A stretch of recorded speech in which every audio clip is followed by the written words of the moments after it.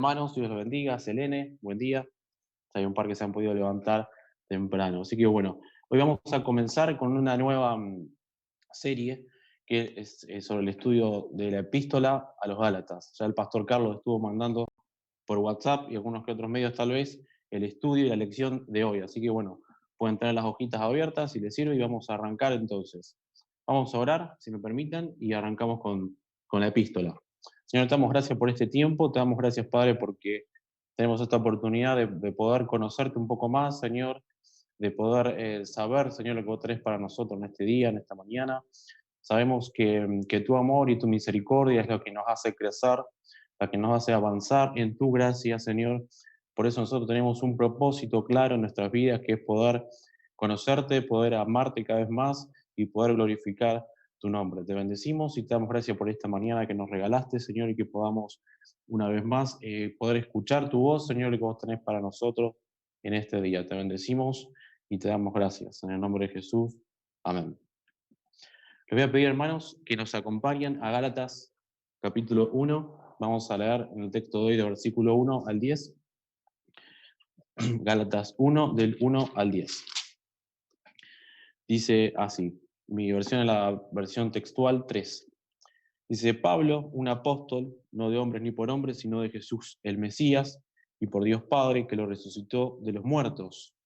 Y todos los hermanos que están conmigo a las iglesias de Galacia. Gracia a vosotros y paz de nuestro Señor Jesucristo, el Mesías, el cual se dio por nuestros pecados para librarnos del presente siglo malo, según la voluntad de nuestro Dios y Padre, a quien sea la gloria por los siglos de los siglos. Amén. Versículo 6. Estoy maravillado de que así tan pronto os hayáis alejado del que os llamó por gracia para un evangelio diferente. No que haya otros, sino que hay algunos que os inquietan y quieran pervertir el evangelio del Mesías. Pero si aún nosotros o un ángel del cielo proclamara un evangelio contrario al que proclamamos, sea anatema.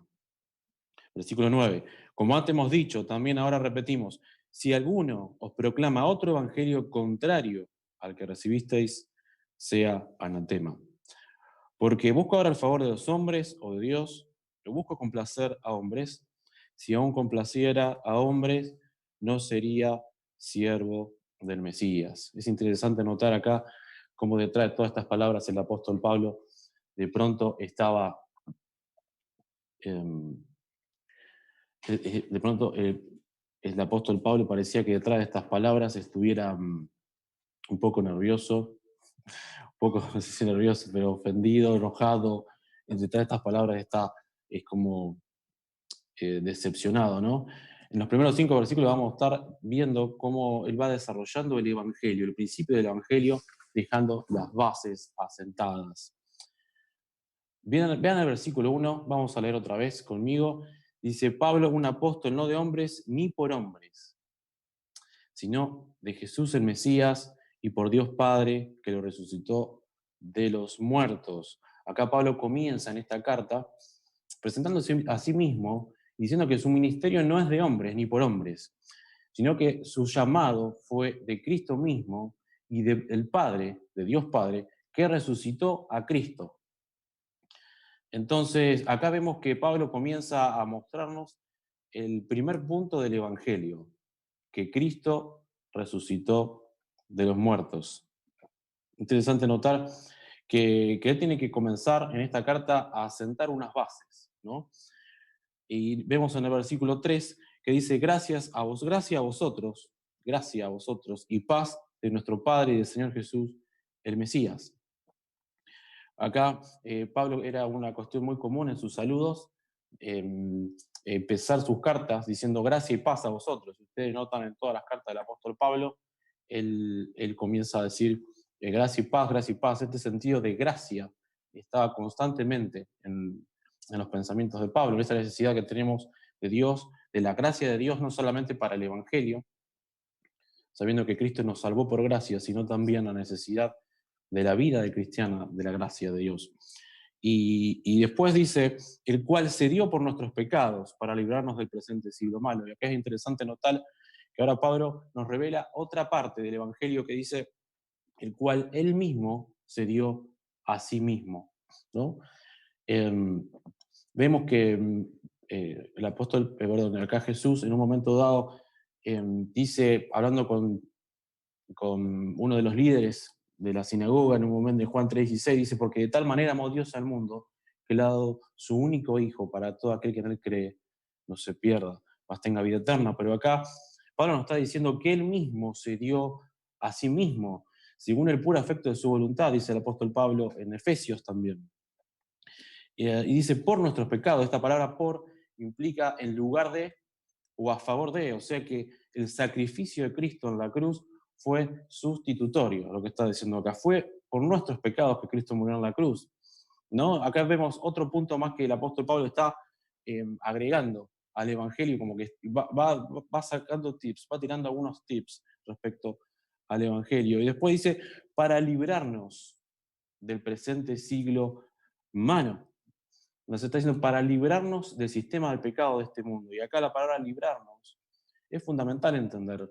Como que acá se estuviera marcando una base para el resto de la carta, ¿no? Está plantando una simiente, una base, un cimiento, perdón. Que la palabra librarnos es importante en el principio del Evangelio, entenderlo. Acá librarnos, una persona que necesita ser librada, implica que la persona, esta que necesita ser librada, no tiene los medios y no tiene los recursos para poder librarse. ¿No? Es incapaz de ser librada. Por eso esta palabra librarnos implica algo muy importante, que necesitamos de alguien que nos libre, que nosotros no podemos con nuestros medios librarnos a nosotros mismos. Es por esto que vino Cristo a librarnos a nosotros y vemos acá que Pablo está presentando a Cristo como nuestro Salvador, como nuestro libertador, ¿no?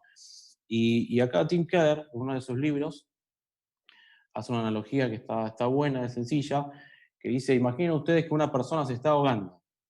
Entonces, ¿cómo vos vas a ayudar a esa persona que se está ahogando? Esta persona que se está ahogando necesita ser librada. Probablemente vos le vayas y le tires una soga para salvarlo, para sacarlo, o sepas nadar y puedas ver la situación y lo quieras sacarlo del agua. Pero sería muy raro, que vos quieras tirarle a esta persona que se está ahogando un manual, ¿no? Así al agua, diciendo, para que lea de cómo debe ser librada. ¿Mm? Bueno, le va a tirar tips de cómo librarse de una situación de ahogo, sino que vos vas y lo salvás, vas y lo librás.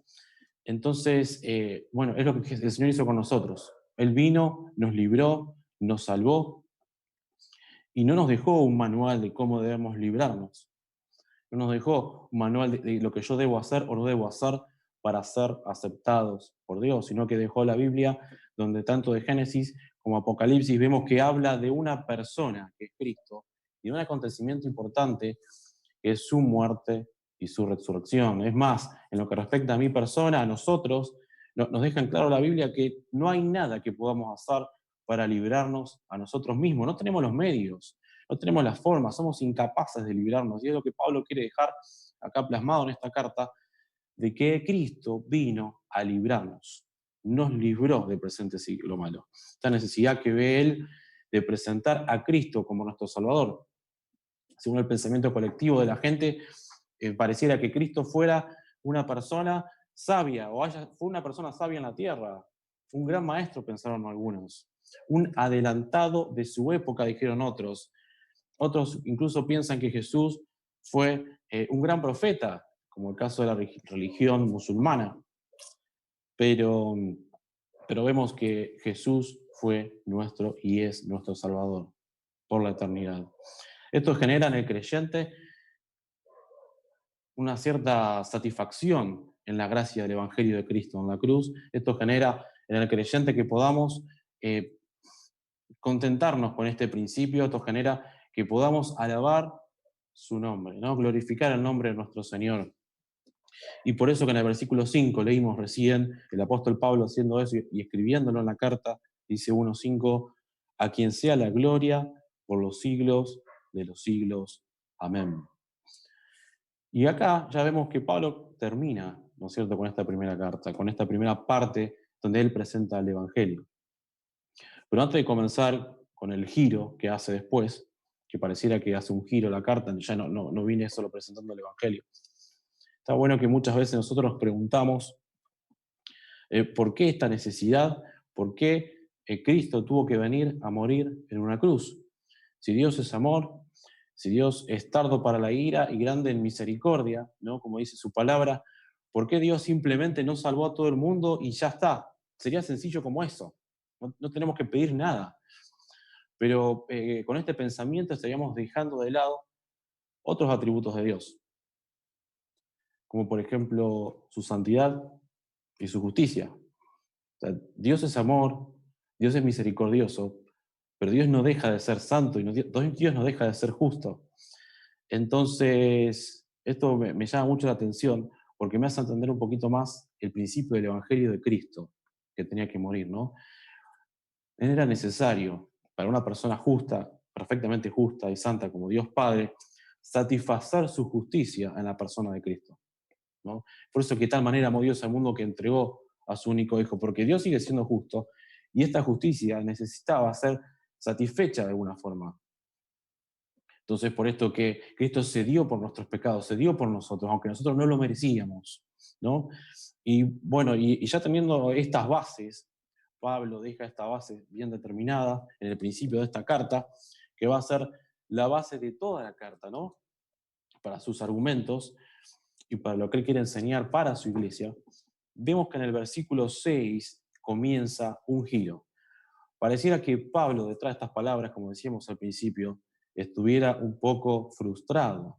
Emocionalmente se lo ve bastante enojado, decepcionado con una iglesia que había comenzado por aquel que lo llamó por gracia, para un evangelio diferente. Dice acá, dice en el versículo 6, acompáñenme, entonces 1:6, dice, estoy maravillado de que así tan pronto se hayan alejado del que lo llamó por gracia para un evangelio diferente. ¿No? Acá en otras versiones, esta palabra maravillado implica horrorizado, o sea que esta connotación que hace acá en estas palabras son negativas. No es que está maravillado de contento, sino que él estaba eh, horrorizado, es la palabra que usa acá, de que tan pronto se hayan alejado de aquel, de Cristo, que lo llamó por gracia para un evangelio diferente, lo que lo llamó por gracia para un evangelio por obras, que es el problema que está pasando acá en la iglesia. Acá vamos a ver a lo largo de toda la carta que se han levantado en esta congregación, en estas congregaciones, porque la carta de los Gálatas va dirigida a un grupo de ciudades, ¿no?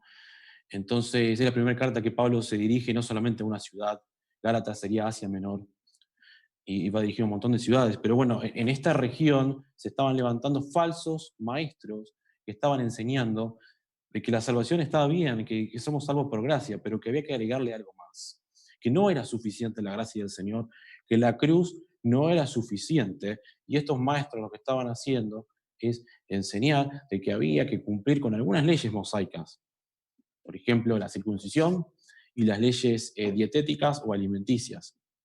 Entonces, ellos estaban enseñando que la cruz no era suficiente. Y ese tipo de enseñanza lo que hace es destruir a la iglesia, literalmente, ¿no? Entonces, enseñanza lo que hace es sacar el foco de la base de la iglesia, que es el principio de la gracia de nuestro Señor Jesucristo. Y por eso que de pronto dice el versículo 7, no es que haya otro evangelio, sino que hay algunos que os inquietan y quieren pervertir el evangelio de Cristo. Acá inquietar sería querer cambiar el foco, querer molestar, querer sacar el principio del Evangelio, el principio de la iglesia, el fundamento de la iglesia. Dice, y quieren pervertir, la palabra pervertir en el original es invalidar. O sea que este Evangelio por obras, que estos falsos maestros estaban enseñando en esta región, estaban en definitiva invalidando el Evangelio. No es que hay otro Evangelio o que esté dando lugar a algo distinto, sino que se estaba invalidando. Entonces, pues por esto que vamos a estar viendo a lo largo de toda esta carta, de que Pablo estaba cada vez, parecía más enojado, más decepcionado. Noten acá las palabras, me gustaría que veamos un poquito más adelante como para entender también el contexto de esta carta. En capítulo 3, versículo 1, Pablo está diciendo, oh Gálatas insensatos, ante cuyos ojos Jesús el Mesías fue exhibido, crucificado, ¿quién los fascinó. Versículo 2 dice, solo esto quiero averiguar de vosotros. ¿Recibisteis el Espíritu por la obra de la ley o por la predicación de la fe? Si ellos recibieron el Espíritu de Dios por la fe, ¿por qué iban a seguir queriendo cumplir por las obras de la ley? Y noten acá la palabra que usa Pablo, oh Gálatas insensatos. O sea, en otra versión dice, oh Gálatas tontos. O sea, ¿quién los fascinó? ¿Quién los hechizó? Estos grupos de falsos maestros están manipulando a la iglesia, queriendo decir que ellos podían ser protagonistas del Evangelio en un sentido, ¿no? Porque el hecho de querer creer de que Dios me pueda aceptar por obras que yo pueda hacer, me hace en un sentido protagonista, me hace ser el centro del Evangelio, me hace sentir, entre comillas, bien orgulloso de mí. El hecho de ponerme yo en metas personales para que Dios me acepte, eso deja de lado el principio del Evangelio de Cristo, de la cruz, la gracia de Dios en la vida del creyente, y hace que yo, mi orgullo, mi persona, esté centrada y el Evangelio quede de un lado. Entonces lo que genera este principio legalista que estaba entrando en la iglesia es yo enorgullecerme por mí mismo, por alcanzar mis propias metas, por un lado, y por otro lado lo que genera es sentirme mal, sentirme decepcionado por no haber alcanzado estas metas personales que me pongo yo para que Dios me acepte. Entonces generaba controversia, generaba problemas y Pablo ve la necesidad de usar estas palabras tan fuertes, de decirle tontos a la iglesia por creer este principio, por dejarse fascinar por esta doctrina y por este principio. Me gustaría que vean otras palabras que usa Pablo en el capítulo 4, versículos 19 al 20. 4, 19 al 20. Vamos a leer. Dice, hijos míos, dice, por quienes sufro otra vez dolores de parto hasta que el Mesías sea formado en vosotros. Desearía más bien estar presente con vosotros y mudar mi tono porque estoy perplejo en cuanto a vosotros. Fíjense lo que Pablo está diciendo a la iglesia, a estos hermanos. Decía, con ustedes, hijitos míos, en otra versión dice hijitos míos, como que es más tierna las palabras iniciales de acá, de Pablo. Dice, hijitos míos, por ustedes estoy sufriendo dolores de parto. Luego dice, inmediatamente dice, pero entiendo que Cristo está siendo formado en vosotros. Leímos en el versículo 20, desearía estar presente para poder cambiar mi tono de voz. Dice, pero la verdad que me dejaron perplejo. Pablo veía que la iglesia se estaba destruyendo con este principio de pensar de que yo puedo ser, digo yo, no, mi propio protagonista del Evangelio, pensar que Dios va a aceptar algo más de mí, ¿no? Dios lo único que aceptó es la persona de Cristo. Y, y quisiera que volvamos, ¿no?, al texto inicial. En el versículo 8, me gustaría que leamos. Dice, pero si aún nosotros, o un ángel del cielo, dice, ¿dónde estoy? O un ángel del cielo, proclamar un evangelio contrario al que os proclamamos, sea anatema. Pablo pone la autoridad del evangelio por encima de todo, la autoridad del principio del evangelio por encima del mismo, porque dice, si aún nosotros, él y otros hermanos, dice, si aún un ángel del cielo, o sea que el principio del evangelio de la gracia de Cristo es autoridad por encima de todo, si aún nosotros, un ángel del cielo, proclama otro evangelio, sea maldito. Es otra palabra muy fuerte que Pablo usa en este momento. Y repite en el versículo 9 lo mismo casi, dice, como antes hemos dicho, también ahora repetimos, si alguno proclama otro evangelio contrario al que recibisteis, sea maldito. El evangelio de la gracia de nuestro Señor es primordial, es la base de la vida del cristiano. Me gustaría que podamos ver ahora un poquito el contexto de Pablo. Pablo acá deja unas bases, ¿no es cierto?, que es el evangelio, la doctrina de la gracia, lo vemos en los primeros versículos, y me gustaría que ahora podamos ver su experiencia personal con el Señor, la experiencia de él con Dios. Pero antes de seguir con la lectura, que va a ser en Hechos 9, así que le voy a pedir primero que me acompañen a Hechos capítulo 9, versículo 1, Hechos 9:1, pero antes voy a estar leyendo, mientras ustedes están buscando, a ver si escribieron algo más acá en el canal de YouTube, algo que puedan agregar. Saludos. la hermana Delia, Seba, Irra, Carlos, Samu, saluda. Norberto, son varios los que están saludando. Quiero ver si alguno quiere agregar algo de lo que hemos estado hablando, alguna pregunta. Bien, no hay nada que estén agregando por ahora al menos. Buenos saludos a todos. Sería bueno que se puedan suscribir también al canal, que aprieten la campanita. Un comentario muy millennial, pero está bueno porque nos llega la notificación cuando se suben los videos o cuando están estos vivos y es más fácil poder ya entrar directamente. Bueno, vamos a leer entonces Hechos 9, versículo 1. Vamos a ver cómo fue la conversión de Pablo y su experiencia con el Señor, ¿no? Dice 9:1. En este tiempo, Saulo, antes se llamaba Saulo, el apóstol Pablo, respirando aún amenazas y muertes contra los discípulos del Señor, se acercó al sumo sacerdote y le solicitó cartas para la sinagoga de Damasco, para que cuando hallara hombres o mujeres que eran de este camino, o sea, del cristianismo, pudiera traerlos atados a Jerusalén.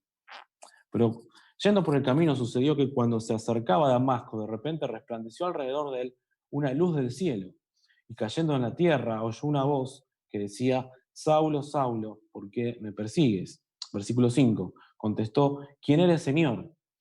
Y él: yo soy Jesús, a quien tú persigues. Pero levántate y entra en la ciudad, y se te dirá lo que tienes que hacer. Y los varones que iban con él se habían parado estupefactos, oyendo la verdad, la voz, pero no viendo a nadie. Entonces Saulo se levantó del suelo y abriendo sus ojos, nada veía. Así que llevándolo de la mano, lo introdujeron en Damasco. Y estuvo 3 días sin ver, y no comió ni bebió. Será que leamos el versículo 17 directamente. Dice: entonces Ananías, dice, fue y entró en la casa, y después de imponerle las manos, dijo: hermano Saulo, el Señor Jesús, quien se te apareció en el camino por donde venías, me ha enviado para que recupere la vista y sea lleno del Espíritu Santo. Y al instante, en el versículo 8, le cayeron de los ojos como escamas y recobró la vista, y después de levantarse fue bautizado, y tomando alimento recuperó su fuerza, y estuvo con los discípulos en Damasco algunos días. Versículo 20, y enseguida predicaba Jesús en las sinagogas: este es el Hijo de Dios. Es interesante notar la transformación que hubo en Pablo, cómo fue su experiencia con el Señor. Él arrancó siendo un judío ortodoxo, y por el aval de los principales de los sacerdotes, él estaba yendo a matar, estaba yendo a torturar, estaba yendo a encarcelar a los cristianos. Así que él, siendo judío, estaba yendo a buscar a los cristianos para hacer este tipo de cosas, y de pronto un encuentro con el Señor cambia y transforma su vida. Ya siendo creyente, siendo judío, empezó a querer matar, a agarrar a los cristianos, y de pronto esta transformación hizo que ya forme parte de la iglesia, y comenzó a ser perseguido por los judíos. Y noten acá que es interesante notar que dice que cuando en el versículo 18, lo mismo recién, dice que al instante le cayeron de los ojos como escamas y recobró la vista. Y después de levantarse fue bautizado, y tomando alimento recuperó fuerzas, y estuvo con los discípulos en Damasco algunos días. Después dice que enseguida, versículo 20, predicaba Jesús en las sinagogas: este es el Hijo de Dios. O sea que el vuelco, esa transformación, ese corazón regenerado en el apóstol Pablo, hizo vivir una vida para Cristo, una vida de alabanza, una vida de adoración al Señor. Y yo no me imagino en esta situación a los que estaban en Damasco diciéndole a Pablo: bueno, Pablo, ahora que te convertiste, es hora que te portes bien.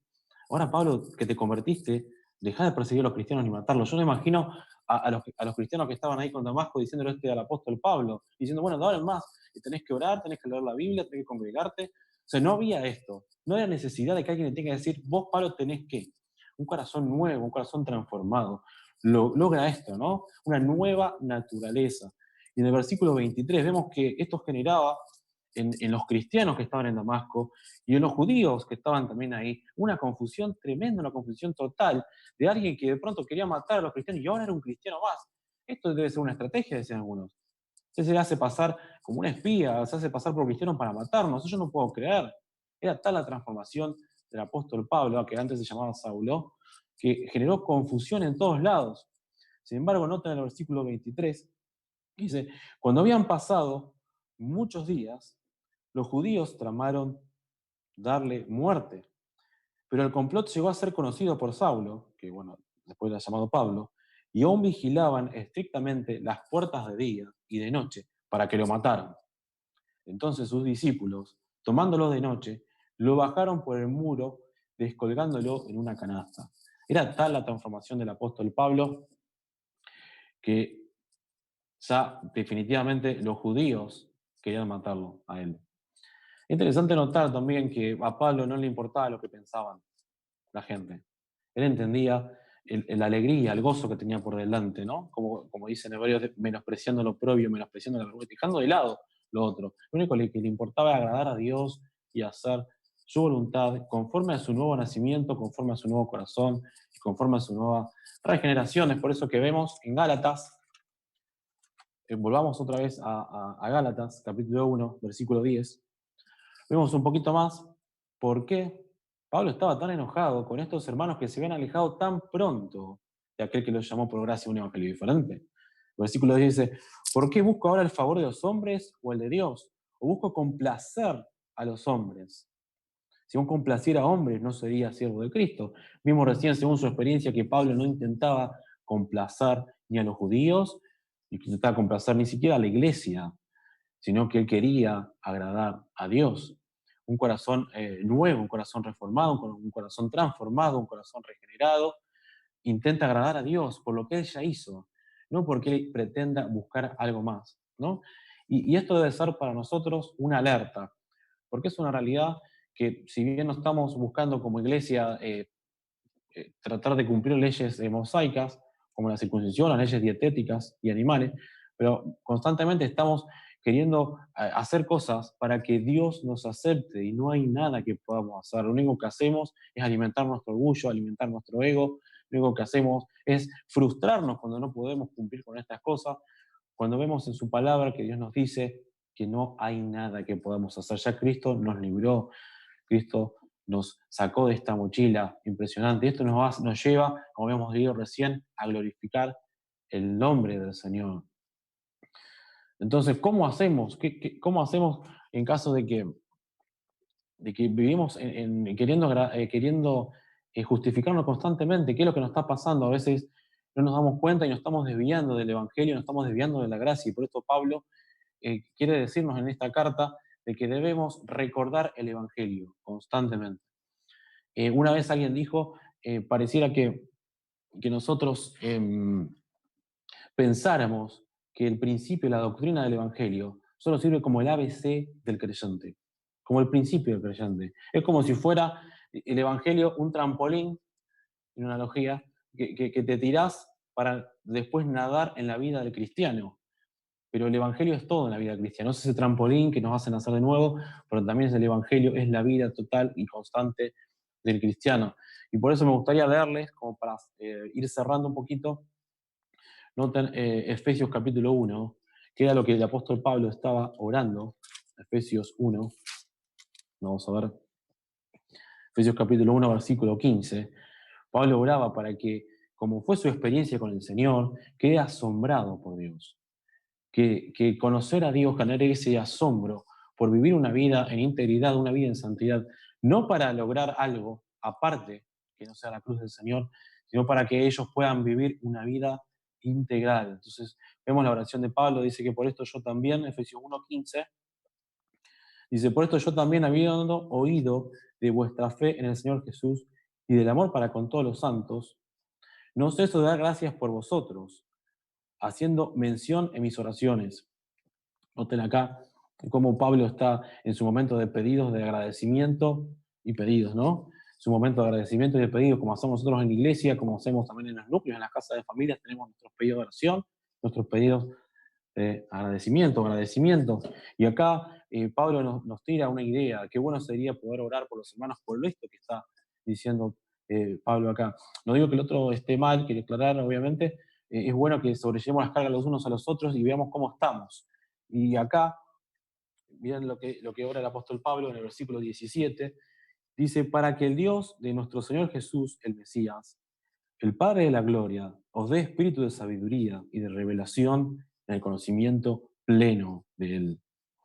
Iluminados los ojos del corazón para saber cuál es la esperanza de su llamamiento y cuál la riqueza de la gloria de su herencia con los santos. Y cuál, versículo 19 dice, y cuál la inmensurable grandeza de su poder para con nosotros los que creemos por la acción soberana de su fuerza, no la nuestra, la cual operó en Cristo, resucitándolo de los muertos y sentándolo a su diestra en los cielos, sobre todo principado y autoridad y poder y señorío, y sobre todo hombre que se nombra, no solo en esta edad, sino también en la venidera, y sometió todas las cosas debajo de sus pies, y lo dio por cabeza sobre todas las cosas a la iglesia, a lo cual es su cuerpo, la plenitud de aquel que todo lo llena en todo. Acá Pablo está pidiendo para que la iglesia, en este caso en Éfeso, pueda crecer en el pleno conocimiento de Dios. Dice que los ojos del corazón, esta poesía que Pablo tira acá, que los ojos del corazón sean iluminados, ¿no? Esto tiene que ver con crecer en santidad con Dios. Esta palabra que a veces nos ponemos siempre, el yo tengo que orar, yo tengo que ir a la iglesia, yo tengo que leer la Biblia. Esto genera un corazón, por darle un título, decir algo, un corazón legalista. No es algo que Dios quiera, que nosotros estemos obligados a hacer algo. Lo que nosotros debemos es dejarnos sorprender por la gloria de Dios, como vemos en Pablo, que él se fue maravillado por la gloria de Dios, por Cristo mismo que se le presenta y transformó su corazón entero. Acá Pablo está orando también para que la iglesia pueda conocer, tenga un conocimiento pleno de nuestro Señor, para que la iglesia pueda ser iluminada, que los ojos del corazón sea iluminado y puedan entender a aquel, ese que todo lo llena en todo, ¿no? Así que quería, bueno, terminar con una oración y que esta palabra en nosotros pueda ser una alerta para que podamos vivir una vida en agradecimiento, que podamos vivir una vida plena en Cristo. Y eso funciona si es que podríamos dar una ecuación, una cuenta, conociendo a Dios. El conocer a Dios da como resultado vivir una vida en santidad. El conocer a Dios da como resultado vivir una vida conforme a su voluntad. Pablo en un momento dado, en Gálatas, incluso más adelante los hermanos van a estar compartiendo, en un momento dice, hermanos, sobrelleven las cargas los unos a los otros. Y si uno lo saca así, lo lee de la nada, pareciera que Pablo estuviera dando una orden de llevar las cargas los unos a los otros. Pero sería muy raro que Pablo esté ordenando a alguien que haga algo, ¿no? Teniendo el principio del Evangelio que él explica al inicio de esta carta. Entonces, lo que él quiere hacer es que, bueno, si Cristo sobrellevó mis cargas, si Cristo cargó en mis pecados en esa cruz, murió y resucitó, entonces, ¿yo cómo no voy a sobrellevar las cargas de mi hermano si Cristo lo hizo por mí? Entonces vemos cómo el Evangelio está a lo largo de toda la vida, no solamente en el inicio de nuestra conversión, sino que el Evangelio transcurre a lo largo de toda la vida del creyente, del cristiano, ¿no? Ese proceso de santificación viene como consecuencia de un Evangelio integral, ¿no? Que los que estamos dando en los núcleos, están dando los núcleos del Evangelio integral. Así que bueno, si quieren cerramos con una oración y damos paso a los niños, que ya es el turno de los niños. Oramos. Señor, te damos gracias, Padre, por este tiempo. Te damos gracias, Padre, porque es tu palabra la que nos guía, es tu palabra la que nos muestra de vos, es tu palabra la que nos hace crecer, es tu palabra la que nos muestra que no hay nada que yo pueda agregarle para ser aceptado por vos, Señor. Es tu palabra la que me hace vivir, la que me hace entenderte, es tu palabra la que me hace conocerte, Señor, la que me hace ser admirado, Señor, por vos, Padre, y te bendecimos. Te damos gracias por este tiempo, Señor, y seguimos dejando toda esta reunión en tus manos. Te damos gracias en el nombre de Jesús.